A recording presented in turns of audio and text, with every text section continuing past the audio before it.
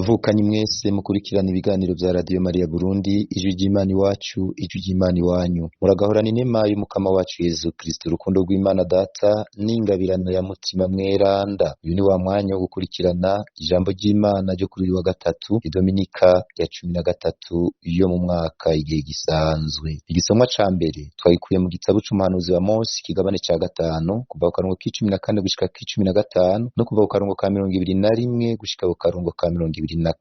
Izaburi ni izaburi ya 49. Inkuru nziza ni inkuru nziza ya Yezu Kristo nkuko twayishikirijwe na Matayo mweranda, ikigabane c'8 kuva ku karongo ka 28 gushika ku karongo ka 34.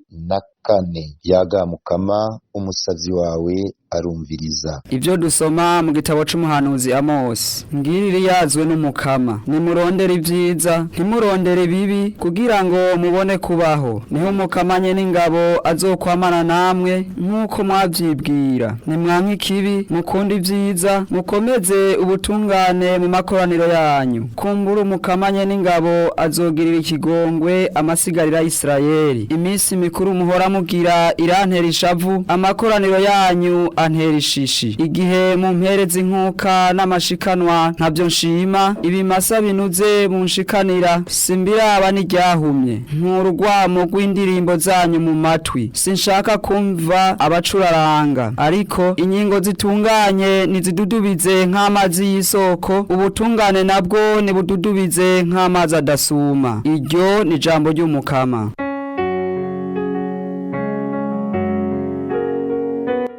Ukurikira umukama ni wazobani na Hajimana Data. Ukurikira umukama ni wazobani na Hajimana Data. Tega amatwi bane banje, ngira mvuge kandi nawe Isirayeli ndakuburanya. Jewe Mana, Imana yawe. Ukurikira umukama ni wazobani na Hajimana Data. Singuhora inkuka zawe, imbagwa zawe zimpora mu maso. Sinzokwakira ikimasa kiva mu rugo iwawe, canke imfizi y'impene izovukira mu ruhongore. Ukurikira umukama ni wazobani na Hajimana Data.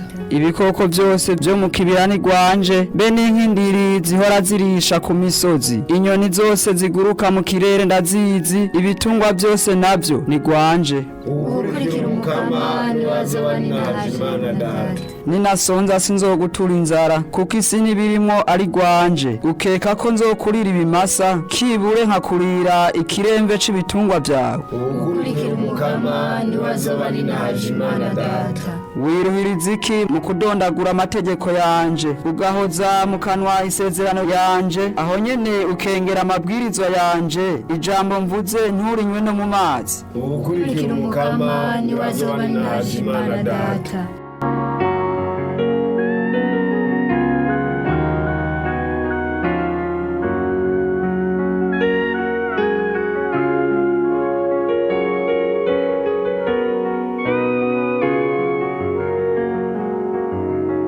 Aleluya, aleluya. Imana niyo yatumye abantu bisi buzura nayo muri Kristo, yongera idushiramwo ijambo ry'ubwo bwuzure. Aleluya. Inkuru nziza ya Yezu Kristo nkuko twayishikirijwe na Matayo. Ashitse ku nkombe yo hakurya mu gihugu c'Abagadara, Yezu asanganirwa n'abanyashetani babiri bazukurutse mu mva. Bari bacitse inyamasa, nta muntu yubahuka kujana iyo nzira. Baca basemerera ngo, mbega dufiki mwana w'Imana, mbega wazanywe ino n'ukutudurumbanya hataragera. Hasangwa hafi yaho hari ubusho butari buke bw'ingurube ziharisha. Nyamashetani aramusaba ngo niwatwirukana uraturungika muri burya busho bw'ingurube. Nawe ati gende. Havuye muri ba bantu yinjira muri nyangurube, bwa busho bwose buvaho bwarisha bwita mu kiyaga buhonera mu mazi. Abungere nabo barahunga, bashitse mu gisagara barigana vyose na bimwe vy'aba banyamashetani. Igisagara gihagurukira rimwe kuraba Yezu ngo bamubone, baca baramutakambira ngo abavire mu gisagara cabo. Iryo ni jambo iry'umukama.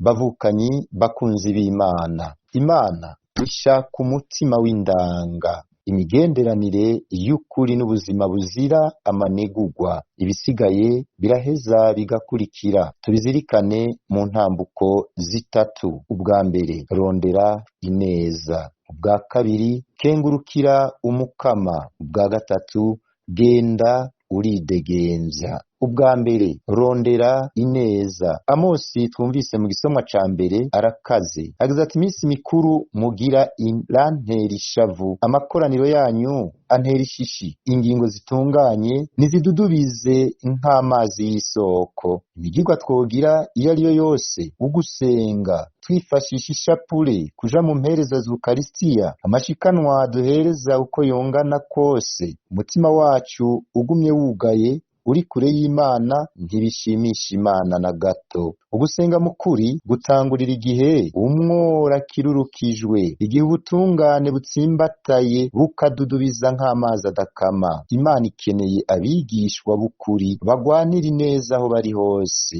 Nimurondere ivyiza, ntimurondere ibibi, kugira ngo mubone kubaho. Ukubaho ni ukugira ubuzima bw'Imana muri twebwe. Ntambuko ya kabiri, kengurukira umukama. Singuhora inkuka zawe, hereza Imana inkuka yo kumukengurukira. Imana nta yindi nzara ifise uyu munsi uretse wewe, uretse umutima wawe. Nikeneye ivyo utunze, ikeneye uwo mutima wawe. Yizigire, ishiremo umwizero wawe wose. Izaburi ya 49 itugarukana ku kintu gihambaye kandi ngirakamaro, ugukengurukira umukama. Umutima ukenguruka no mu bihe bitoroshe ivy'ubuzima. Umunwa wambaza Imana imbere ya vyose. Ngiyi inyifato y'umwana, gukesha vyose Imana, kwizigira Imana muri vyose.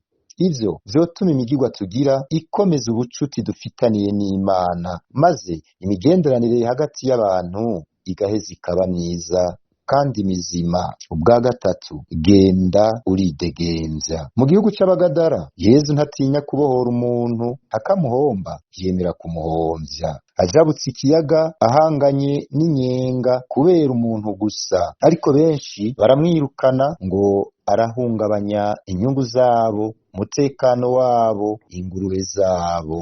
Aha umuntu yokwibaza ikibazo, ni igiki mpitamwo mu buzima bwanje gusumba Yezu? Niyihe migozi Yezu agomba gucagagura muri jewe uyu munsi? Mukama, irukana mu buzima bwanje itari wewe cose, kugira ndakurondere wewe musa. Amen. Mwari kumwe na Patiri Elia Ntihabose wo muri diocese ya Ruyigi, arangurira ubutumwa muri paruwase Ana Mweranda yo mu Gitwenge. Ndabasigaranye umuhezagiro w'umukama.